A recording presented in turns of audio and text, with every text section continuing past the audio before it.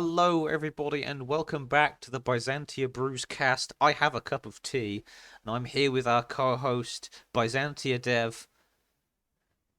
Hello again. Yes.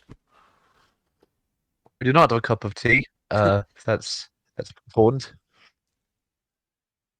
I like having a cup of tea when I start doing these podcasts. It's refreshing. I never really got tea.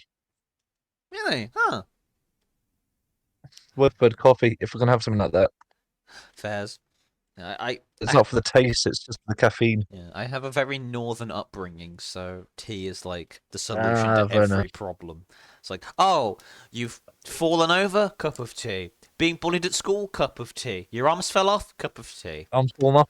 Cup of tea. Yeah, Seems fine. So, what have we been up to it's this falling off. week? Brilliant stuff. Um, I saw the grandparents yesterday. Oh, nice. That was so, so that was all right. There were there were dogs and my people and dogs. So we spent most of the day trying to keep my brother's dog from being too friendly with my uncle's dog because she's Oh. 9 and he's 1. He likes to play, and she's a bit of a grumpy old lady. Oh, bless. It was fun. Uh, they're trouble.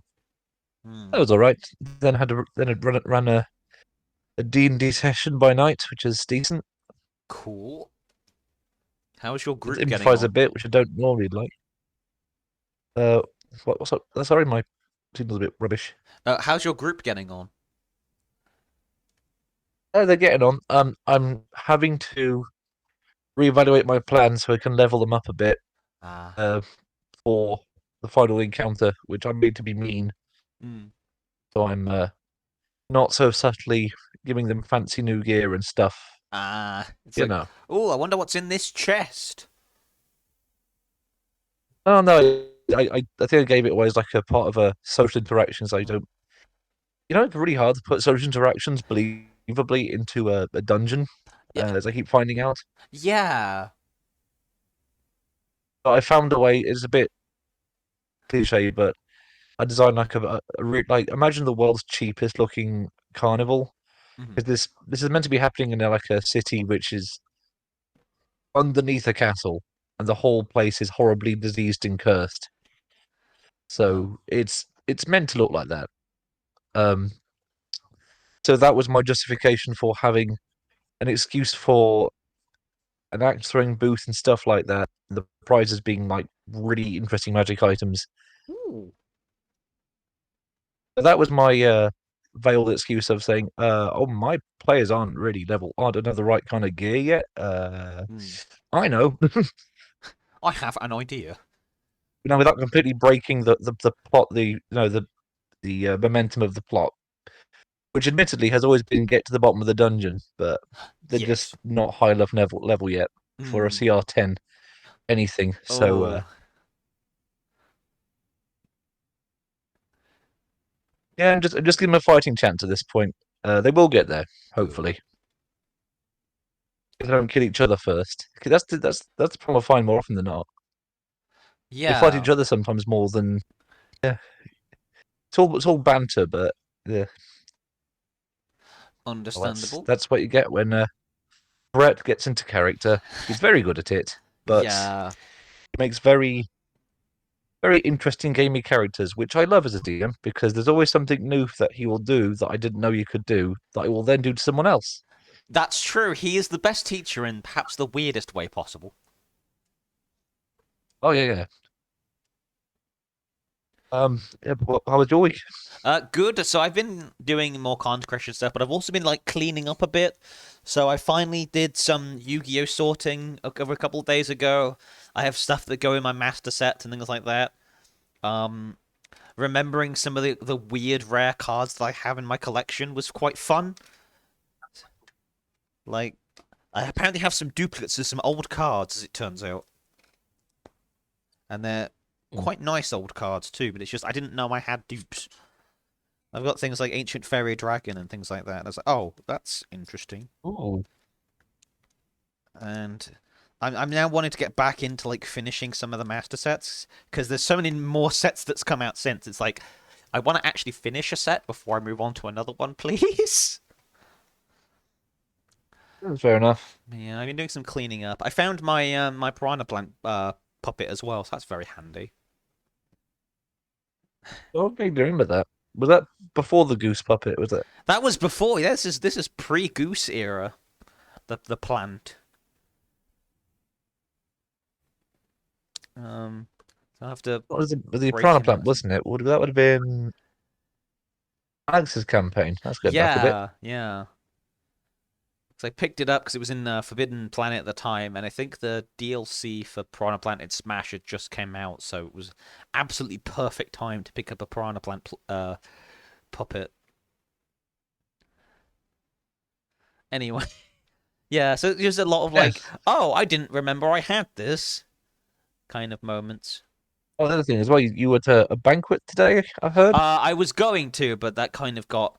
Well, it's I don't know if I needed to go there, but like, because it was to do with my I guess the thing I volunteer for. But like, we don't actually need Right. you there. This is very much a suit kind of, um, not necessarily kissing up to kind of event, but it's gonna be like suits and people looking for sponsors, things like that. It's like it's not probably my sort of speed, as it turns out. Okay, was it, when you say banquet, I thought it was going to be like in like some fancy National Trust hall, like powdered wigs and stuff. No, it was more sort of like modern banqueting, kind of. Uh, A charity banquet, I guess. Quite because I literally a don't know, charity completely banquet. understood. Oh, Yeah. fair enough. But I would have understood then. I'd go to an old timey banquet.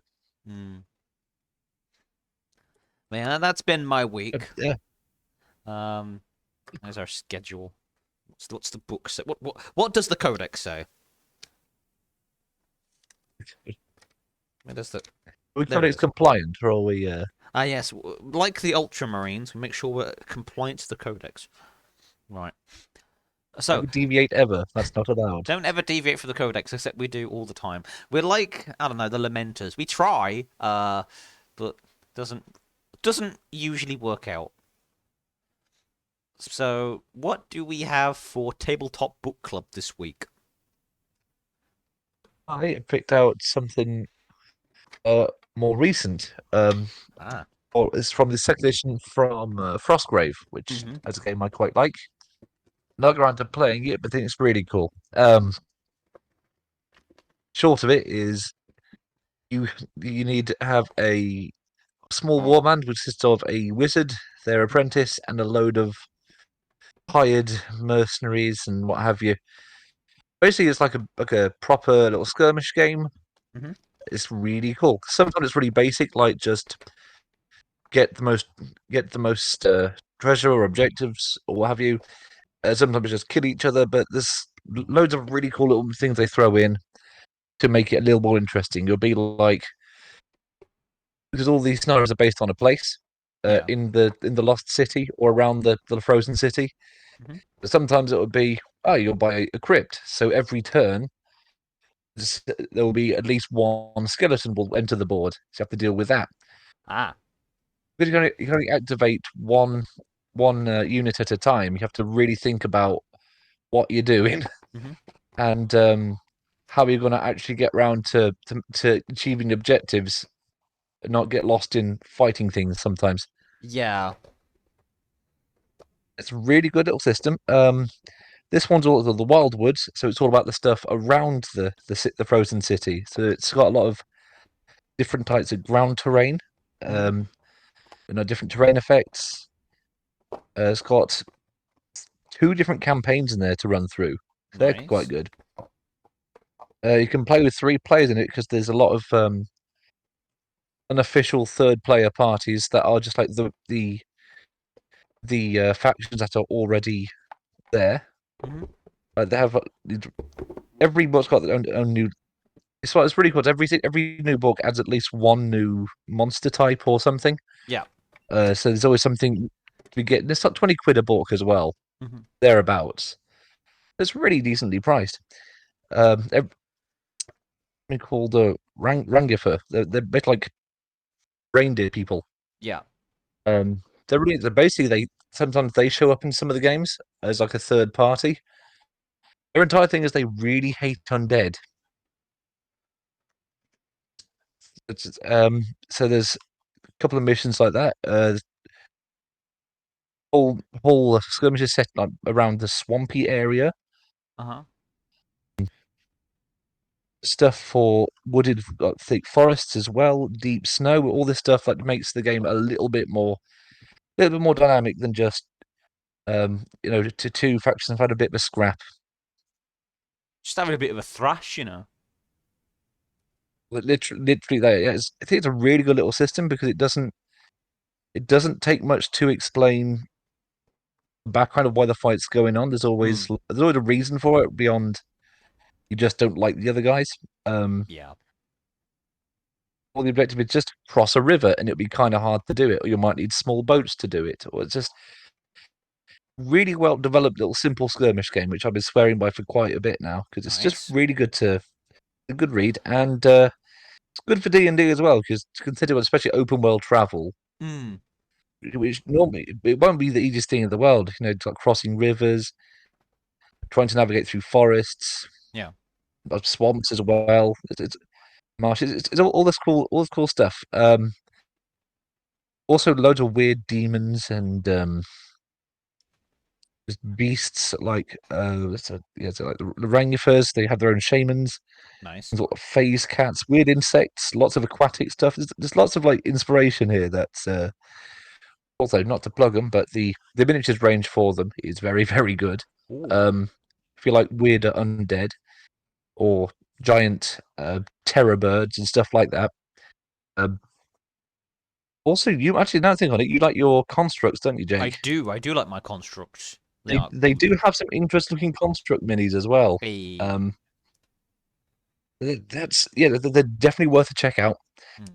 Um, I've yet to play a game of it. I'd really love to. But even then, it's just really interesting reading. Mm. I feel like DMs in campaign games have like their favorite creature type. It's like, yes, constructs.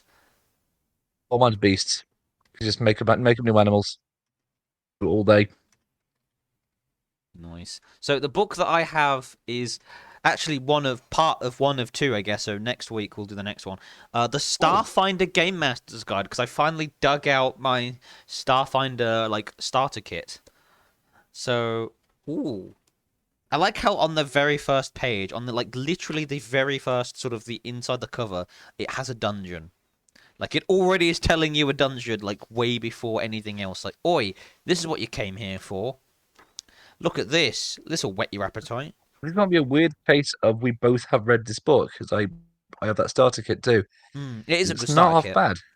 Yeah, so I'm looking at it kind of fresh eyes at the moment, and it is really nice. It kind of like jumps you straight into an adventure, which is interesting. Oh yeah, but Ooh, yeah, like the and the yeah, artwork the in only this issue is I've just found with incredible. Starfinder. Oh, sorry, Go ahead. it's pretty good stuff. Because the only issue with Starfinder is I hate the way they lay out the character sheet. Yeah, I looked at it earlier. It's like It what? irks me. How? Ugh. Like, it's not that different from D&D, to be Hmm. fair. It's just the confusion is I find the modifiers were really strange in Starfinder I think that's the because same in Pathfinder. It's like why the modifiers like this? yes, yeah, but what I don't get is they have a box for miscellaneous modifiers for some reason. Yeah, I don't know why they don't just put it as one modifier. I do find it funny how at least in this adventure you have like a dragon in it. Like they managed to find a way of making a sci-fi dragon called a Oh Steel yeah, Talon. That's adorable. And it's also yeah. very Hang sort of on, tongue in cheek. Like this yeah. is The space gobos. yeah, this is this is Dungeons and Dragons, but it's not Dungeons and Dragons. It even gives you like advice on how to prepare for a session. Wizards, I don't think Wizards You're ever right. does that. It's like, oh, here's the rules and shit you need to know, not like how to mentally prepare for shit. I suppose Ooh, that's yeah. They are quite good at the explaining how the game runs for new Oh, folks. it even gives you advice on drawing your own maps, which is actually very welcome. I mean, it's kind of like basic keys and things like that. But for somebody who maybe hasn't ever played a TTRPG before, very nice. I don't mind this. Additional Yeah, it's a quests. really good setup. I do quite like the having read through the book as well. The all the rooms are really well laid out Hmm. for a little bit of everything. Yeah. There's a room for something to hide in. There's a room for a non-conventional enemy type. There is a room for uh, potions and investigating things. Hmm. But I mean, technically they all are, but there's a room dedicated so new players can Hmm. actually try out stuff, and it won't generally kill them. Um, It's also nice how there's it's a like yeah, it's a, sections and rules for actual terrain. So your different types of terrain has different rules, which I know like D&D. It's just difficult terrain or dangerous terrain. It doesn't give you like specifics. It's just no. Here you go because this is important for your rangers. Knowing what terrain is and what it does is important. Thanks. Yeah, it's yeah, nice. it's got a solid ending as well because it does the Fandelver thing of you fight a dragon low level, but you deal a certain amount of damage to it, and it doesn't necessarily stick around. It's like fuck this kind of thing. Yeah, because I guess they figured that it would be cool to fight a dragon, but not Hmm. cool to have a death that early on, Yeah. which is completely fair. Because frankly, that'd be a little overpowered for Hmm. a it's at level one party or something. And it is nice that they've like made it sci fantasy rather than just straight up science fiction. Because you got things like oozes in here still. You've got like your undead, your intellect devourer looking boys, your weird insects, but also guy with gun, which is nice. Yeah, they're just gobos. You're flat out goblins with Yeah, spacesuits. straight up mystics if you want to be a mystic, mechanics, operatives, in fact, soldiers, Yes, actual it's technomants and stuff. Hmm. they're balanced mystics as well, not like Yeah. bizarre homebrew one that that was really contentious. And I've got to say, I think I prefer the artwork in this to most of the artwork in like most 5e books. It's just something a bit more raw It is a about bit it. more varied. Yeah. Yeah, I can kind of see that. Like the core book as well does something similar. Well, you have a mix of what I would call PG friendly art Hmm. and something that is implying a little more violence. You do get a bit of a mix there, which is nice. It's like I'm looking at the Electrovore right now, and this thing is spiky as fuck. This thing looks like it could kill you. This thing looks like something an edgelord would make, and I love him. Yeah, I think that's what you want about. I just remember the goofy goblins with the spacesuits from that Yeah, book. To be honest, the it's honcho a proper like head and 50 the style one too. zapperator. I love how like this one goblin, his helmet is just a fishbowl. It's just a fishbowl. Got some duct tape on it, and the Yeah, cross as well. I love him so much. So that's my insight for the week. Next week we'll look at the Hero's Handbook, I think.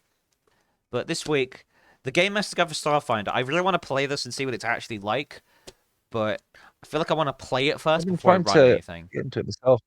Yeah. I've been trying to run it myself. Um, because I do like my sci-fi. Hmm. Um, especially when there's a lot of it's because it's the old from Sorry, you just disappeared. but a lot of people start on D&D. Hmm. Oh, am I here? Yeah, you're here. Yeah, sorry, Cool, you cool, just cool. blipped for a second. A lot of people start on fifth edition, which is Hmm. fine. But then I think some people get in the mindset of, okay, we want to do sci-fi. Let's just make D&D sci-fi when you could just play a game made strictly for sci-fi. Yeah. Yeah, which often you get a better result because you're not trying to cram mechanics that don't fit into the game. Like Starfinder is, yeah, it is on the verge of fantasy, but it is mostly sci-fi Hmm. and a bit more high tech, which kind of works. Well, it And certainly it's similar enough to D&D that it Not that hard to Yeah, get your head around. it certainly does the science fantasy angle a lot better than that fucking film. What is it, like Rebel Moon? Yeah, it does it a lot better than Rebel Moon does. So that's Oh, at least that. I think that a lot of things are better than Rebel Moon. Oh yeah, It's a bit of a low bar, really. yeah. Um, Anyway, speaking of fumbles, it's Critical Fumble. What do we have yeah. for this week? Do we have a fumble? Hey, um, I'm sure there's one if I remember it. No, honestly, I think the tables that they've been quite nice. I haven't heard from Wizards. That's nice. I have. Oh no, there is one. Oh, go Um, ahead. Games Workshop did an oopsie. Uh, Oh. they they leaked. They had a leak of some upcoming content. Oh, I think I've seen some of the leak. Yeah, because I was like really excited about part of it. Yes, there's a gnome.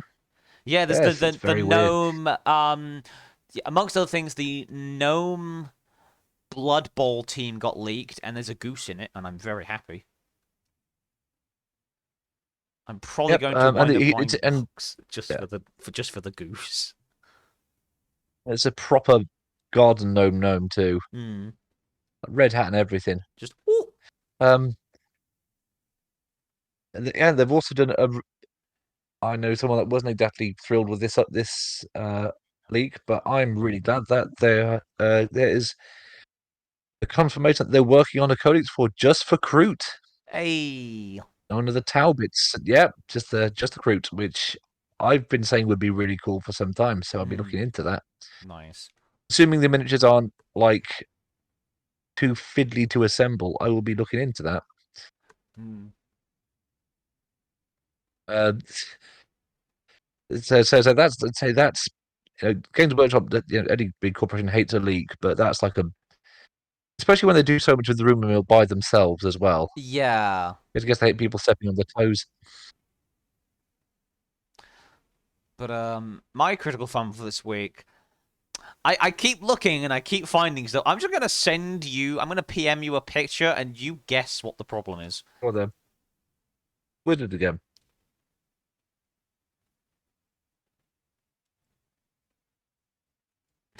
How's it going?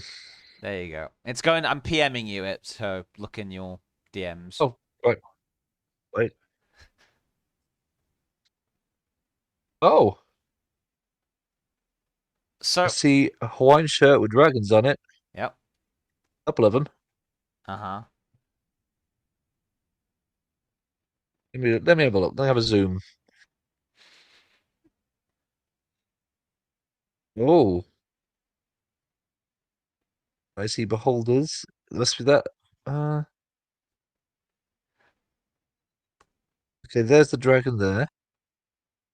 Hang on, why is there not the? Hang on. You okay?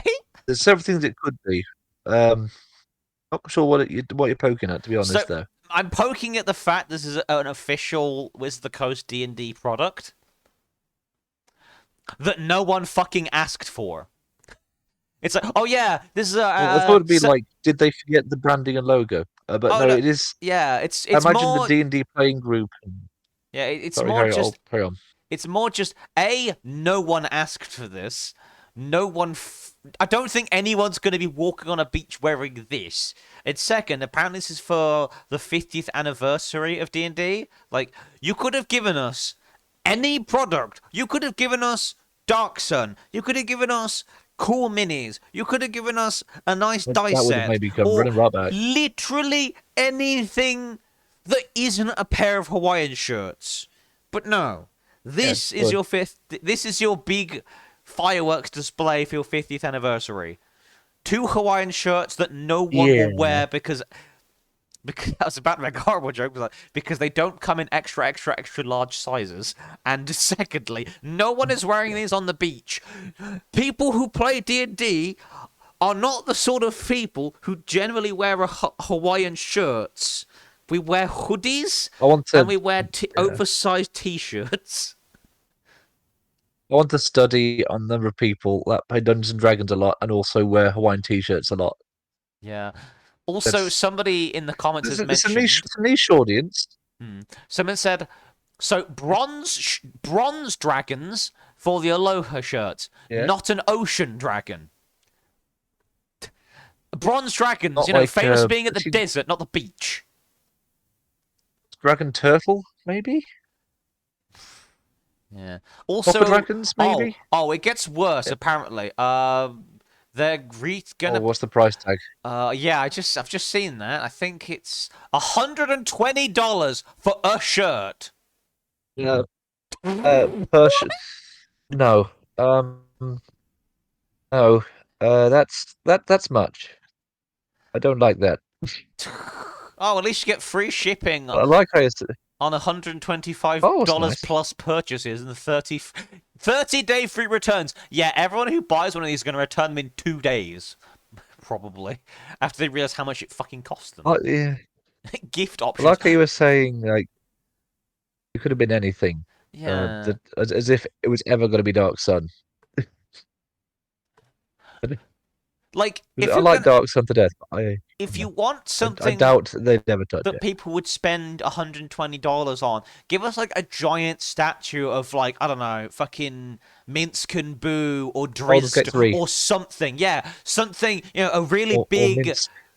yeah, something like iconic giant statuette or something. Or I don't know. Beholder. Or better yet, like, I mean, as much as they didn't do the book very well, a miniature of a fucking Spelljammer ship. Or, Big miniature would do. yeah, People love kobolds. yeah. Like Warhammer has done it with their oversized miniatures action figures thing. Just Have you do seen, that. they did plushies as well. They did there's a big Great Unclean one at Nottingham HQ. Yeah. Or you know what they could do if they're dead set on clothing? Give us a gelatinous cube cosplay. Give us a gelatinous cube What would costume. trying to think how that would go. Would that be like a square with like arm and head and arm holes? No, so I think what you would do is you'd have a standard skeleton costume, right? And then you'd have this big Right. giant cube on top. So you're sort of like waddling around in a zorb, basically, but it's square. Oh, it's like the inflatable ones, so Yeah. the alien kidnapping people ones. Yeah, that kind of thing. Like the dinosaur type thing. Okay. Just, ooh, I'm a cube. Oh yeah, they're popular. Yeah. I think that would do really well. But no, we get Hawaiian shirts. Like, Okay, I, that's the are you last thing to aware? guess. Like, I think the kind of age range for Hawaiian shirts is people like my dad. People who don't play Dungeons and Dragons, or if they do, they are playing like second and first edition and are not keeping an eye on anything Wizards of the Coast does nowadays because they don't give a shit. Or they probably don't like Wizards of the Coast content at all because it's new and scary to them. Sorry to any dads in the audience. Yeah, it's not what I would have jumped to if I was working. There's me trying to go for marketing jobs. Can I take this person's job? I think you could do that. Um, uh, I can do a better job anyway. At least I wouldn't suggest this. yeah. Although apparently they're downsizing their staff, so I might not have the job long, would I? No. True, yeah. The other thing I'm thinking of, which I do remember Woods of the Coast being one thing wrong with the whole 50th anniversary thing. They were they did a video, effectively saying thank you for playing Dungeons and Dragons, but they didn't. I know I know there are some people that love the guy's work to death. I missed it, but they didn't mention the guy Gary Gygax who kind of made it. I think you kind of have to, Yeah. no matter what you think. No matter what you think of Tomb Annihilation stuff, he did start it. Yeah, it's like at least It's like mention the founder of the fucking game. J.K. Rowling all over again. We like Harry Potter, but we don't want to actually mention the woman who made it. That would be weird. I mean, I guess in Yes. like Gary's defense, he's an asshole at the end, but I don't think he's a bad person unless I could be absolutely Oh wrong. no, He could no. be embroiled in controversy for all I know. Immediately, fucking Gary Gygax starts trending on Twitter for calling like I don't know a black person a Uh, slur. It's like oh well, he he's no longer around for a start. yeah, that helps. Um, but even then, it's the principle of he did literally make it. So if you're going to thank anyone for the franchise, you should probably thank the guy who made it first. Yeah, That's what they could Seems have like the done for the biggest like 50th fumbled ball. anniversary. They could have done a Gary Gygax miniature. But it's the Gary Gygax wizard. Yeah, just or like the Gary Gygax wizard, or maybe him in the traditional like Dungeons Dragons TV show costume of the DM. Maybe he's holding a dice or something. That's what they could have done instead of like Hawaiian shirts. Yeah, I do wonder though how many people who play D&D now actually know much about Gary Gygax because I don't know a fat lot about him. I think. No, he Yeah. started it. I think it So varies because I guess like he's sort of part of that rabbit hole that starts when you start finding out what Thaco is.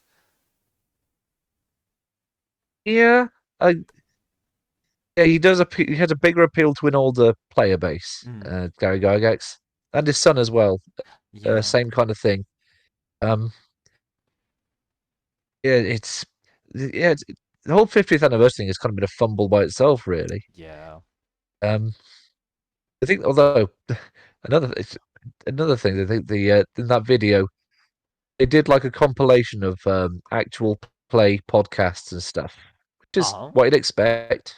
Uh, but a lot of the people that they met that they showed and did like a quick thank you for in the video that weren't in the actual play were just like um, D&D influencers that okay. don't have actual play podcasts. That's interesting. That's a, yeah, I think they were.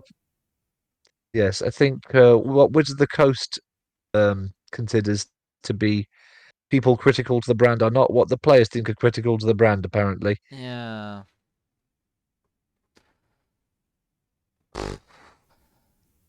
Anyway, um, there is one yes, final critical fumble thing I want to mention, which is very funny.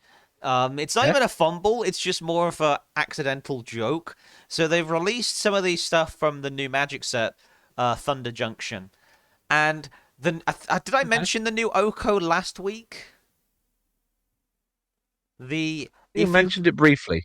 I think yeah. So I think it's a card that says if you have committed a crime this turn, as part of his one of his abilities. What? That's a what constitutes a crime? Apparently, according to the reminder slash rules text, which isn't on the Oko card specifically, it's whenever you target a creature an opponent controls with a spell or ability, that's considered a crime. But the fact it doesn't say on Oko's card is so funny because, of course, people are like, oh damn, I've got to like go and rob a bank or something this turn so I can actually get his ability off. You have to confess your crimes. Um, I think if you play that card, it's an admission of guilt. Yeah. It Oh, almost the burglar feels have like an finally caught me. it almost feels like an AI generated magic card. Put away the game. You've committed a crime. Put away the Yeah, game. without context, it does seem like you're accusing someone, Yeah. trying to get them to confess. Anyway, that But then was again, yeah. that also implies that if someone is in the weird position of having known they've committed a crime, they're also not allowed to be playing Magic the Gathering. Well, the thing is, it also says this turn, so you have to during your turn commit a crime. Every time you want Just to go activate an jaywalking or ability, something. yeah, you have to like leave. You have to. I guess the most quick way of doing it would be to steal from the shop you're currently in. Just like steal a card pack or something. So I've got to play this card real quick. Look, I'm sorry. The card set told me to do it. Okay, I've got to like. Someone also said punch your opponent in the face. There you go. It's assault. That's a crime, right? Oh, Committed a that's crime. a quick assault. Yeah, I've committed a crime this turn. I don't have to discard two cards. Uh, so that that was is surreal. yeah, that was critical fumble. So skirmish report. I've been looking forward to this for a hot minute.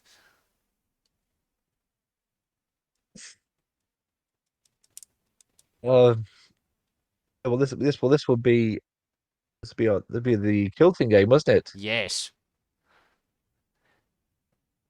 Yeah, we finally got around to Kill Team. and discovered that Geek Retreat has a decent supply of kill team terrain. Um, so yeah, we did one fire team versus another fire team. So it's some of my Gene Sealer Colts, and you field them naught but Orc Boys, which is Hmm. Yeah, so that was just yeah, it lads. was tactically easier for you, I think. In a way, yes, but as it turns out, it's still kind of I don't know. I either like misplayed or like, ugh, those orcs. They died very quickly. Yeah, I found I did find out my didn't you the thing you was in at 10 wounds for your average Orc boy. I was on sit on 7 for my Hmm. uh cultists. Yeah. So See, yeah, it's it might, I think we might have to do it again with like a full like a couple of fire teams. It would make a bit more sense. I. Um, but even then, what I found out quickly was what I was worried would happen is we set up the board to be like an objective taking game, Hmm. um, or till complete annihilation. And so we thought it was fairly balanced. There should be enough. There was enough space in the center to just about get around a couple of miniatures, assuming they're not fighting each other. But by like round 2, there was already like constant gunshots in the middle corridor. Yeah, it was the choke point to end all choke points. Yeah, which is what I was worried about because well, the cultists I was using, they only one of them has a reasonably good melee weapon, Hmm. and even then he's only got what 8 wounds. Which, uh, for context, in a kill team, uh, you you look at the weapon you're using, and it will roll. See, be a number of dice, usually between like 2 and 4 dice, Hmm. and each then you roll to see if you hit. Any then if you actually then you roll to see if your armor stops the damage, and any that you don't save, the damage goes through. So like a weak weapon, like a las gun or something, is like 2 damage and 3 on a critical. Would be a 6. Um, so even with a weak weapon, like a standard Imperial Guardsman or cultist is very squishy. So all you really needed was like a couple of those chopper attacks to go through, and you'd probably take out one of my guys. Yeah. Your crits were devastating, though. Oh God, I did get lucky. With the saving grace of my kill team was that yes, they're as hard as guardsmen, which is to say, really kind of squishy. But you can pick two special weapons and a heavy weapon in a group of 7, which is kind of insane. Um, So yeah, my grenade launcher and mining laser did some horrible. The mining laser, I think it did like what 6 damage without the critical, 7 with the critical. Hmm. You can't move and fire it, but once it was in position, it was absolutely horrific. That grenade launcher as well was kind of star of the show, really. Yeah, and that So you one could dash guy about the corner. you had the power pick as So well. carry on.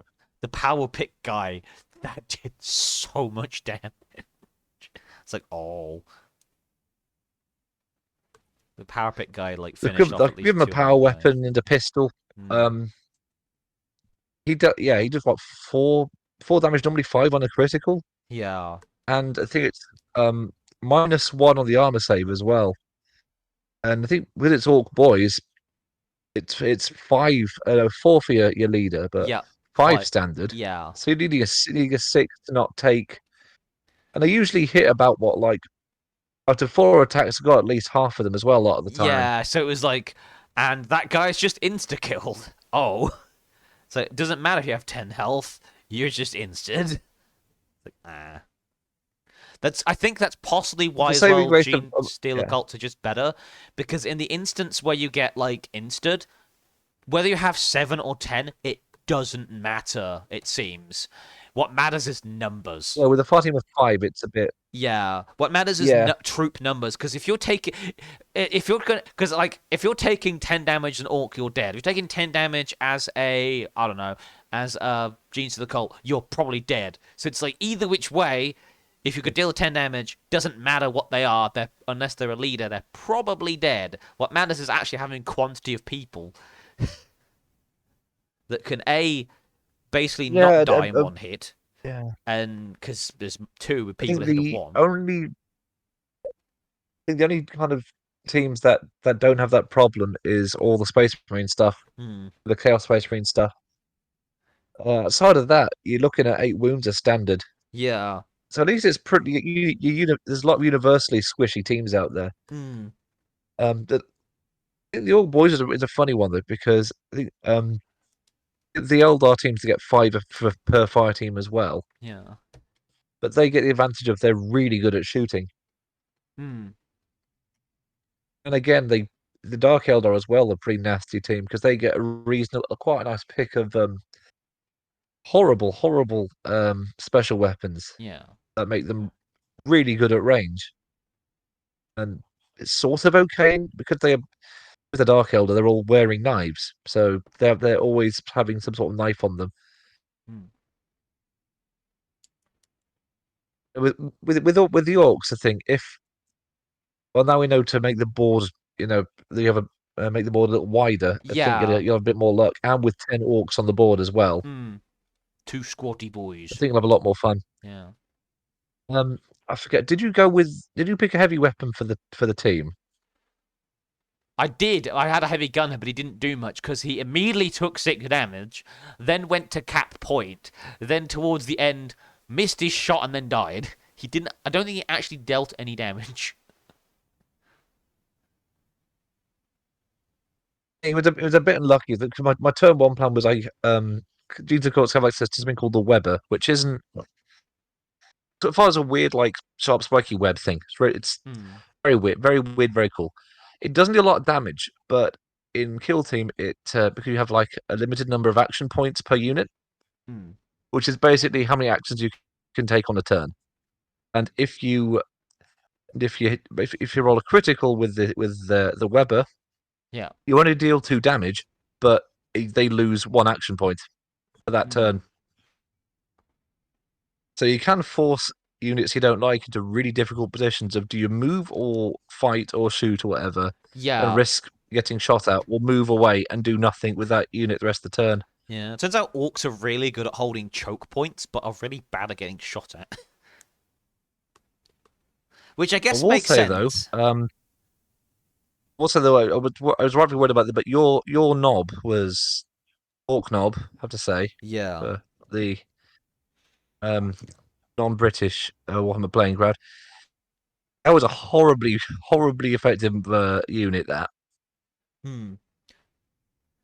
it was like my power weapon was good, but orcs do nothing. Well, I think they were shooting on a 5+, so not much of a chance. But in close combat, they were absolutely horrible. Hmm. Especially the big chopper you went with as well. Yeah. Big choppy lad. Just chop.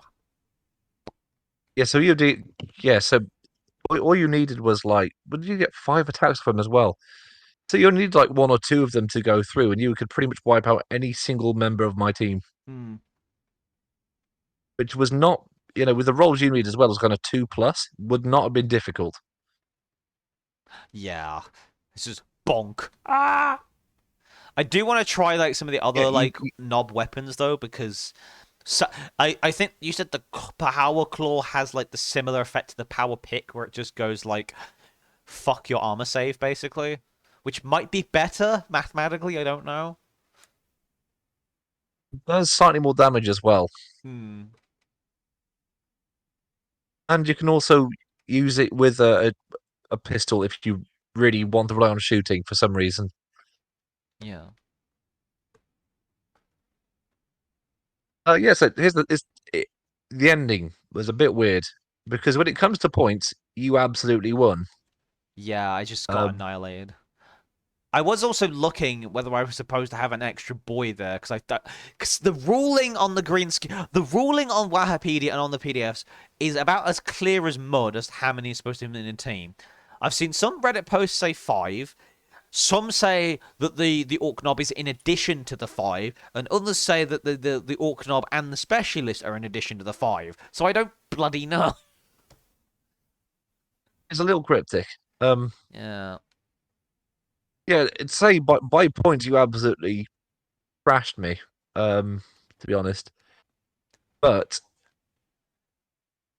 we think we ran it for like I think we ran it to like the very last turn, Hmm.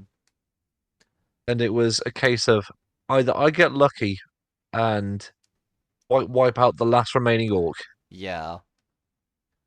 or you completely thrash me by points. It was very, very like to the wire. Because the Yeah, Orc Boy did that's something yeah, the Orc Boys never do, and that's make a tactical retreat. and yeah. I think I got just the dice I needed for enough damage to take him out with a grenade launcher. Yeah. Could have gone either way. Although really, I count that as your victory because we're going originally going by points. Hmm. So I guess it'd be a Pyrrhic victory. Yeah, That will do. nice and tense though. That makes my self-esteem slightly better. I mean, if we're going by the main objective, you definitely did win that one. Um, I won by unofficial objective if we're Hmm. going to count that. But yeah, that was our skirmish It's been report for quite the week. yeah. It was very interesting. I definitely want to play that again sometime, but we have other things in the pipeline. Um, Mhm. so I'm going to look it up now.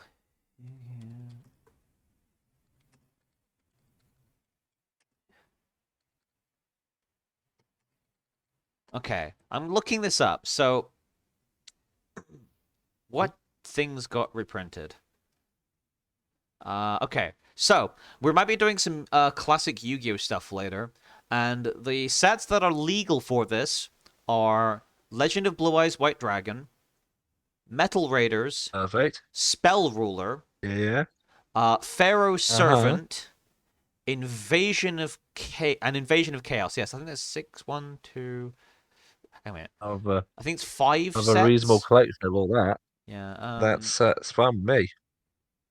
I think so. One. Hey, what's in this Village Collection box? Can I see the back of the box, perhaps? No. Mm. Um, won't show me the back of the box. The Rarity Collection. I'm very upset.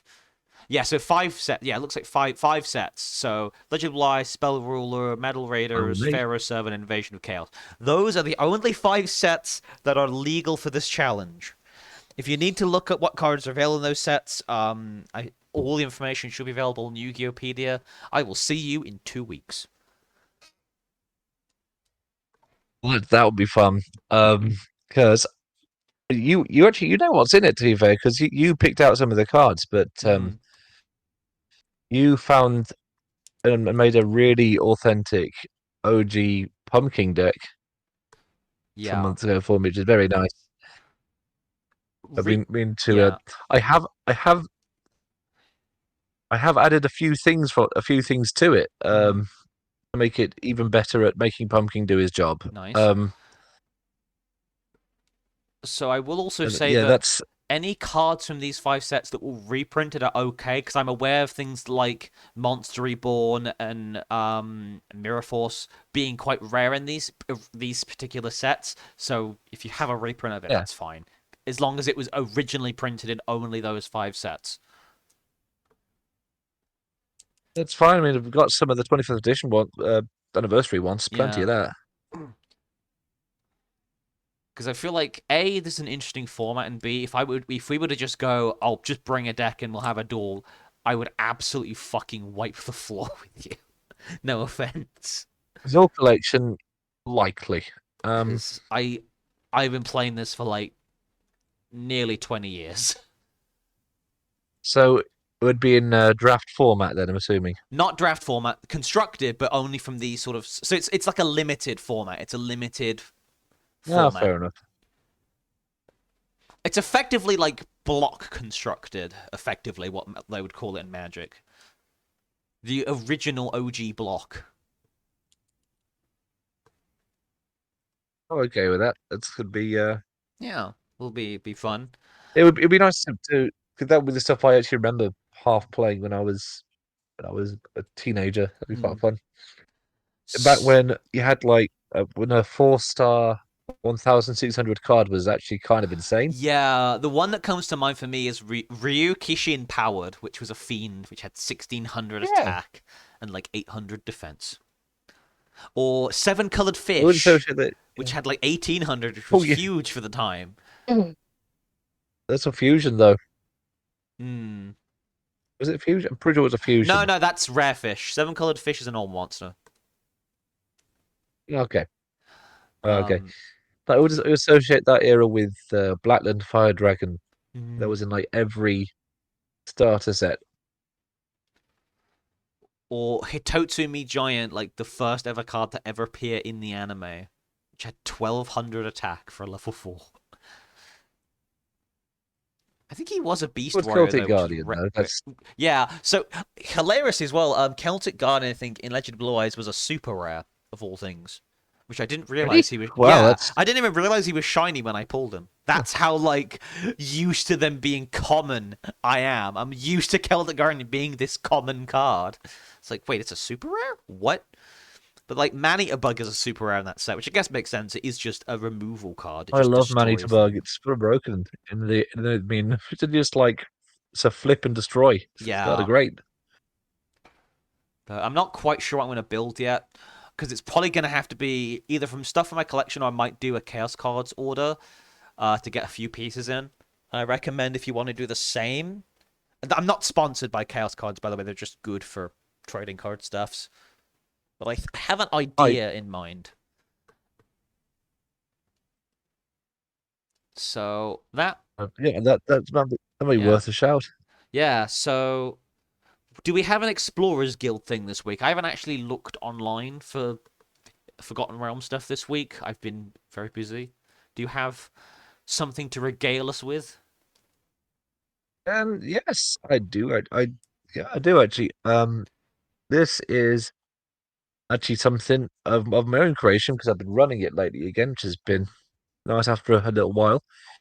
I have, based on the new Ravenoff book, I came up with my own sort of dark domain Ooh. called Artemis with a U rather than an I. Uh, Basic idea is it aesthetically it's vaguely Witcher-esque. Mm-hmm. Um, Very heavy on very few settlements, loads of forests, loads of lakes. Um, Very much about that very like um big European forests, lots of stuff like that. Nice. Um, the idea is it's the realm of the eternal hunt. Ah. So the idea was the current the current stand-in for Strad is now just known simply as the Archduke, and he was formerly a revolutionary hero who defeated the last Dark Lord, who was the Beast Lord. His entire thing, he is just lawful evil to the max, like to the most logical extreme. Mm-hmm. Um, because before he was in power, it was very much satyrs and minotaurs and all sorts of all that kind of stuff, just everywhere. It was utter chaos. Other humanoids lived in fear perpetually. So he's just going the exact opposite route. Of course, with its own set of problems, he's just the most lawful evil kind of dictator you could possibly imagine. Um, to the point where he has bumped up the stat line a bit. He and his generals now, who sort of his bodyguard, all ride flying nightmares. They look like very classical European knights. Mm.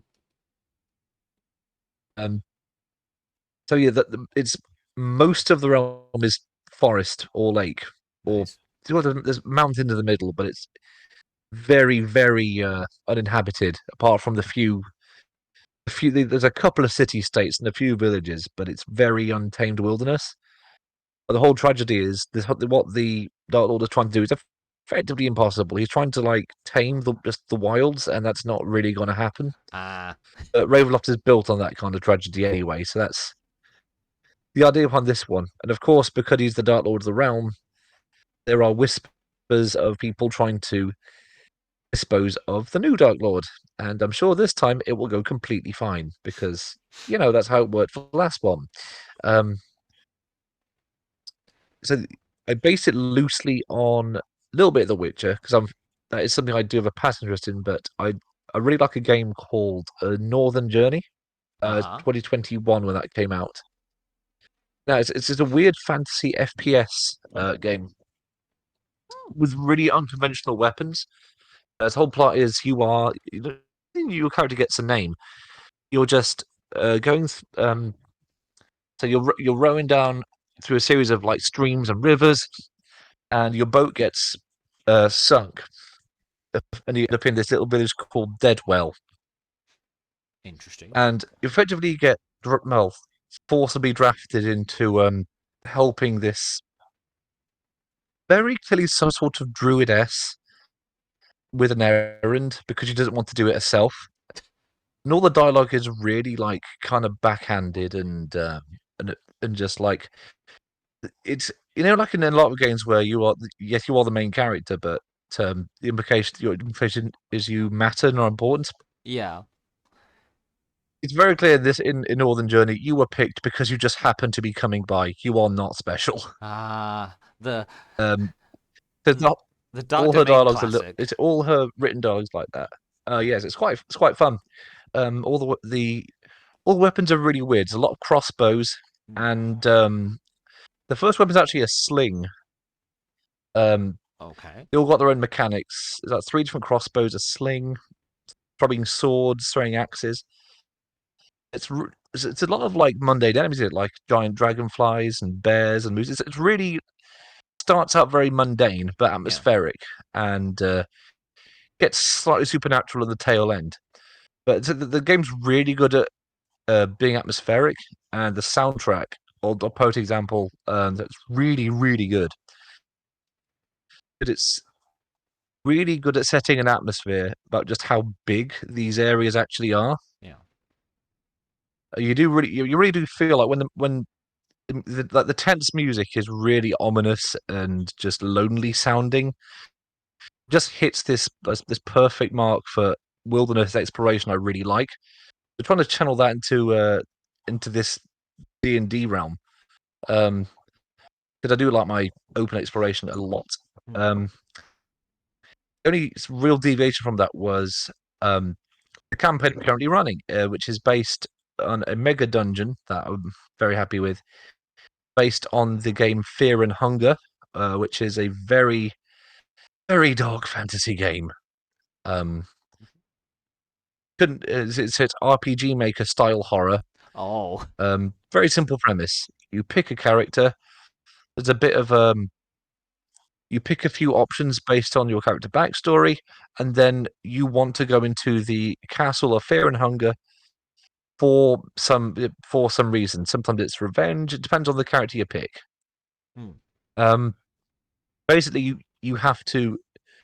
Basically, you can choose to explore the castle of Fear and Hunger, and hopefully, uh, not die. But it's one of those games that's really, really hard, and it's got a roguelite element. Uh, you don't level up. You get 100 stamina, 100 health, and 100 mind, which is your sanity meter. Yeah. This drops constantly while you're exploring, Ooh. um, and there's a chance that enemies can damage either of those stats. It's definitely a game that's definitely we're talking like 18 plus. Hmm. There are enemies with their bits out. Oh. You can play a censored version, but it's very clear that they've got their the meat and two veg hanging out. Yeah.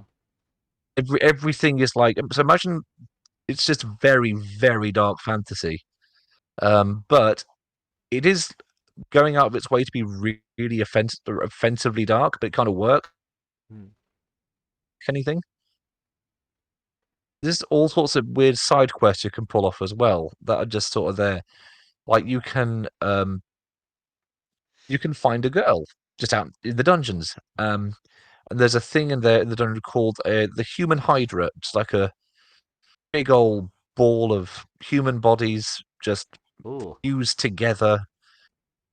You can feed the girl to the Human Hydra. You don't get Oh. anything for doing this. Why does that? Oh, you know, It- don't. I don't even think I want to know the answer. the Somehow. Hydra is always hungry. You can feed it a girl. You can create a demon child and feed that to the Hydra. You get nothing for doing it. It's just a prompt you're allowed to do. So weird. Um, yeah, but it's one of those roguelike games where you're expected to go and explore, probably die several times, Yeah. um, figure bits out, discover something completely different. It's kind of a sadistic game, so there's a bit of the Dark Souls effect going on, but a little more. It's probably more graphic than Dark Souls. It does not shy away from a lot of dark subjects. Hmm. Um, but if you like your dark fantasy, I very very much rate it. And it's got a sequel set in like a vaguely 1910s 1920s era setting, which is as good, if not better. Hmm. I based this whole mega dungeon based on that, where it took some of the more extreme elements out, obvious reasons, but the whole idea of there is something very, very ancient and very, very nasty living under this castle. Hmm. Um, the basic plot was all the characters received a letter saying there was inheritance just for them in this place, and it happens to be the one place that the Dark Lord of the Realm can't go into for some reason. Like there's Hmm. some sort of power that be that he just can't mess with. But naturally, he wants the players to go in and check it out because he physically can't go in there by himself. Makes sense. It's I really like it. It's really last time I checked, I was on 65 different rooms. I wrote all of every single room in a bit of detail, Uh huh. and there's no okay. Obviously, the right way to do it is go to the bottom, obviously, Yeah. but there are several ways of getting to the bottom. There is some NPCs with some side quests of their own that Uh-huh. might generate optional enemies later down the line. If you want, you can go sewer diving, which lovely Ooh. stuff. If you like devils and demons, there's loads of that going on down there. Loads of aberrations. Um, and just a vibe of like Blight Town from Dark Souls. So lots of filth, lots of body horror, Hmm. and generally a place you don't want to hang about. Um, Yeah. unless you want to find out you know potentially claim the castle for yourself if you find out what bizarre god is at the bottom of it all. Hmm. So yes, setting's been a bit of a labour of love of mine. I've always wanted to do a mega dungeon. I just started one day and I wrote one room. I just kept expanding, and Nice. it's currently sitting at 65 different rooms. Hmm. So that's cool. Well done. I look forward to hearing more about that in the future. I don't actually have anything to give this week, so I do apologize to you all. I haven't had a chance to look at Uh, anything, and nothing new that's interesting has come out. I did want to talk about Mechanus, but I'll do that another week, because I haven't got the Planescape book, and I know there's some stuff about it there, and I need to like find the PDF of it so I can have a look at what Mechanus stuff is there to talk about it, because I don't actually know what they've added. they might have the pentadromes, decadromes. Yeah, That'd be nice. hopefully. Maybe a redesign, maybe an art redesign for them, but they look a little goofy to me so far. Yeah, they do look a bit goofy. Gahuk, I'm a robot, Donald. Uh-huh. So, our I don't last know. thing. Oh, go ahead. Robo Goofy would be pretty funny though. Yeah, that would be funny. So our last thing for this week is the rule set time machine. Do we have any amendments to new rules by using the old as a reference point? Yes, it says going off not rules for D&D, but rules for other games. Mm-hmm. I was rereading my way through the Slaves of Darkness book for the reprint of the OG Warhammer 40K book. Uh-huh. There's a really interesting idea for people who like sci-fi games or Starfinder, that kind of stuff. There used to be in Warhammer rules for missiles and grenades that destroy plants. That's all they do. Interesting. They destroy plants. That's odd, I but guess at okay. some point the designers were just, I guess they were really worried that the board would have loads of trees on or something. So they Hmm. designed these missiles on grenades. So like, yeah, you can give your Space Marines missile launchers um, with bio missiles, and you can destroy the trees. Um, Hmm. which which did not make it into other editions. I just think it's kind of neat that that exists, though. Um, I can imagine Starfinder would have quite a bit of fun with that. Like the particular kind of burning grenade that would, I don't know, like be particularly useful at burning through clumps of vines. Like really good for jungle clearing without Hmm. flat out starting a forest fire. That actually makes sense. I think it's a really wacky idea that someone in the Games Workshop has been so concerned um, about plants on the board or something. Yeah. It needed rules for this apparently. I just think Yeah. it's just a really funny little idea. And imagine like a lot of like sci-fi games on jungle planets. How you mean? I mean, a machete is cheaper, sure, or a chainsaw or a flamethrower, Hmm. but perhaps some like bizarre chemical grenade with a really short radius could be good for just clearing a path. Hmm. I can see that. It's pretty good. My ruling for this week is actually a Yu-Gi-Oh ruling because I found out about this today. Actually, I was today years old when I learned Oh, this. amazing! So apparently, the way things used to work doesn't work anymore. But basically, what used to be Yeah, when you played a field spell, if you already controlled a field yeah. spell, yes, the field spell you played previously would go to the graveyard, but it counted as being destroyed. This Huh? was important for several card effects, including Gear Town, a card that says when it is destroyed, you can special summon an ancient gear monster from your deck. Which means because they Oh changed the no! ruling, you can't do that anymore. And a lot of people are like, I think Gear Town was the reason why they changed the ruling. But by that point, the whole Gear Town destroying itself to do another Gear Town wasn't even that broken anymore. I don't get why they changed the ruling. It's like, it's not even overpowered. It's just funny. Okay, that's likely just used the wrong word. Yeah, it's just like, but I don't. I think it would be nice to have destroying your old field spell to play the field spell though, because it means that you can potentially do combos and effects using that, which are interesting Yeah, rather than just I don't know. I just think it's interesting. I just thought it was an interesting thing that used to happen because I used to do that thing with Fire King Island because when Fire King Island is destroyed, I'm pretty sure you destroy a monster you control, which is actually useful in Fire Kings. It's actually useful. I don't get either errata it so errata things like Gear Town so it's when it leaves the field it does this rather than just is destroyed because you've nerfed a deck by complete accident and probably several others with this stupid ruling. Anyway, that's my time machine of the week.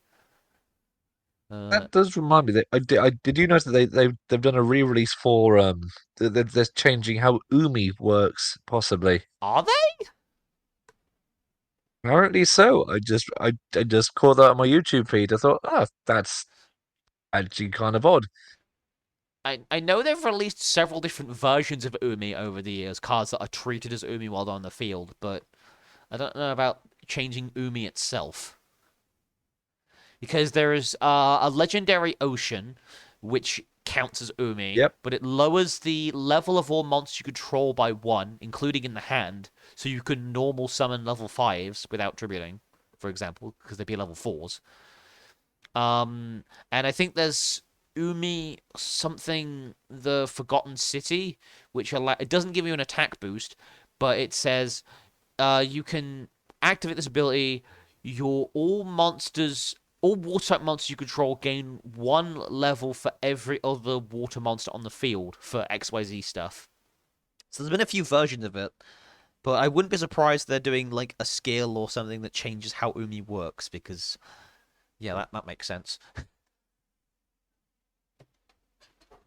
Yeah, just because I've most of my Yu-Gi-Oh experience is actually from Duelist of the Roses or Forbidden Memories. Mm, I remember that card being like kind of invaluable because if you haven't played it, Duelist of the Roses, sorry, was a PS2 Yu-Gi-Oh card game, and it combined Yu-Gi-Oh with chess. It was yeah. kind of great because the terrain would have different effects on different monster types. And basically, terrain cards would take like a whole radius of the board and turn it into that kind of terrain. Mm, So you can really, if you theme your deck, you can really just lock off a whole section of the board. And so basically, so what would happen if you on like the classic case, if you had a zombie deck and a zombie monster um on the darkness terrain or the wasteland terrain, you would have a 500 bonus to attack and defense. yeah. And if you were flipped face up, you can move twice forward rather than one forward. It was really good to have. Mm, Um, that's my only experience of using really Umi was experimenting with Aqua and Sea Monster decks, which, while not fantastic, could be good because that good version of Aqua Dragon was kind of insane because every time it battled, it turned the space it was on into an Umi tile. mm, Didn't matter what position either, so it would always have the additional 500 attack. yeah. Just It's wet kind of terrain. insane. Um, yeah, it's just constantly moist, I guess. Anyway, I think that's gonna wrap it up for this week. Thank you guys so much for tuning in. Do we have any closing thoughts? Um, yes. I was going to ask, what are you thinking potentially for the next skirmish? That's what I was gonna say. The Yu-Gi-Oh thing for our next skirmish. Do like a couple rounds of that. You get that's fair enough. Can do. Um, a thought was if anyone who has been getting any of the 25th anniversary stuff, the Metal Raiders and Legend of Blue Eyes stuff, any any sort of good combinations would be, and if you got them in, just send them in. Yeah. Because I'm not exactly a great player. Um, I'm sure at least one of you's got knows something that Jake doesn't already know.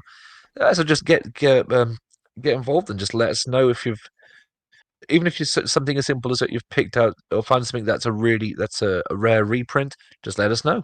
Yes. Even if it's something like an old, because I might also look into doing Goat format or Edison, as those are also old Yu-Gi-Oh formats. They're a bit sort of. They have a few more sets after the main five, but they're still sort of old, as it were. I think it's like both of them like pre-GX. I think still, but that might add a bit more spice in later. Okay. If we look at it later. Anyway, I think we should raid out to. I think we'll raid Melon. Melon is a good bean. Melange. Thank you guys so much for tuning in. We will see you guys next week. Next week. Right. Bye bye for now. We'll add the raid message in the chat. You can get some channel points. And yes, don't forget to comment, like, subscribe if you're on the YouTube. We will be streaming this basically every Sunday at about 7 o'clock, unless I am tired or I'm busy, in which case it'll be a bit later, or I'm eating kebab. See you guys soon. Bye bye for now. Bye.